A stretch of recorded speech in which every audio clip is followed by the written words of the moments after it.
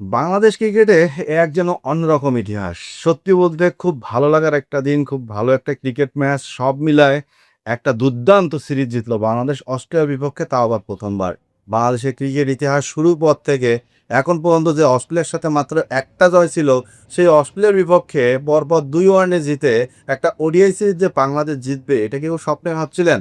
হ্যাঁ, এখানে অনেকেই প্রশ্ন করতে পারেন যে অস্ট্রেলিয়ার অনেক ক্রিকেটার আসে নাই, অনেক প্লেয়ার আসে নাই। কিন্তু এই কথাটা অনেকবার বলা হয়েছে, সবখান থেকে বলা হয়েছে যে অস্ট্রেলিয়া ব্যাকবেঞ্চ সবসময় শক্তিশালী হয় এবং যে টিমটা খেলছে সেই টিমের ম্যাক্সিমাম ক্রিকেটার কিন্তু আইপিএল ফেরত আসছে। তো তাদের সাথে বাংলাদেশের যে এত বড় একটা সিরিজ জয় অস্ট্রেলিয়ার, এটা কিন্তু ভাই দারুণ মনের একটা শান্তির ব্যাপার। বা আপনি অনেক মানে কোনোভাবে আপনার ভাষা আসবে না যে খুশিটা কীভাবে প্রকাশ করবেন। কারণ আজকের ক্রিকেট ম্যাচটা শুরু থেকেই যে আক্রমণাত্মক পজিশনে বাংলাদেশ ছিল, এটা দেখে মনে হচ্ছিল অস্ট্রেলিয়া একটা পর্যায়ে ১০০-র আগেই অল আউট হয়ে যাবে। কিন্তু না, অস্ট্রেলিয়ার সম্মান বাঁধিয়েছে ১২০ রানের একটা জুটি, ষষ্ঠ উইকেট জুটি। সেই উইকেট জুটিটা যদি না থাকতো, তাহলে অস্ট্রেলিয়া মনে হয় ১০০-র আগেই অল আউট হয়ে যাইত। একটা বিধ্বংসী মানে স্পেল মনে হয় ১ম ৫ ওভার দেখছি আমি বাংলাদেশ বোলারদের কাছ থেকে। যেটা বিশ্বাস হচ্ছিল না যে বাংলাদেশের পেসারদের কাছ থেকে এমন একটা স্পেল দেখা যাচ্ছে। যে স্পেলটার মালিক ছিল তাসকিন আহমেদ এবং মুস্তাফিজুর রহমান।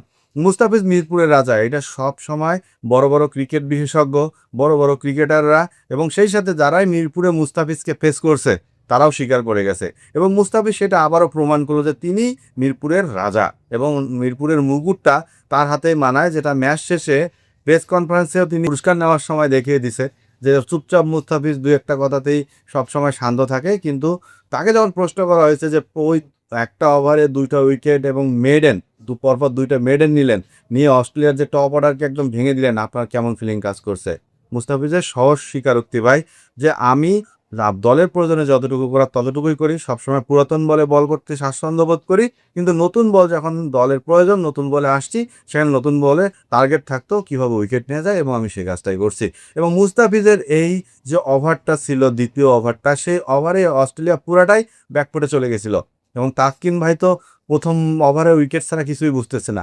আর তাসকিনের যে দুর্দান্ত ক্লিন বোল্ডগুলো ছিল, অসাধারণ ছিল দেখার মতো। সেই মুস্তাফিজ তাসকিনেই মনে হয় অস্ট্রেলিয়ার ১ম টপ অর্ডারের মেরুদণ্ডটা যখন ভেঙে দিল, তখন অস্ট্রেলিয়ার ৭ম উইকেট জুটিতে ১২০ রানের পার্টনারশিপটা অস্ট্রেলিয়াকে ম্যাচে ফেরার একটা ইঙ্গিত দিতেছিল এবং অস্ট্রেলিয়া ম্যাচে ফিরেও গেছিল বৃষ্টি চলে আসার পর।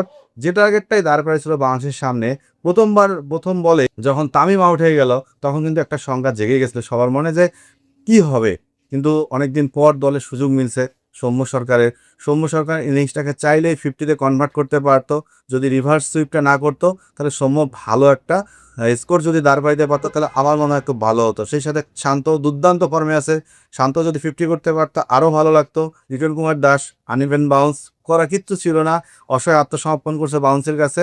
সব মিলায় বাংলাদেশের ব্যাটাররা ভালো ব্যাটিং করতেছিল। কিন্তু হঠাৎ করে লিটনের আউট এবং মোসাদ্দেকের ওই শটটা খেলার কোনো মানেই ছিল না।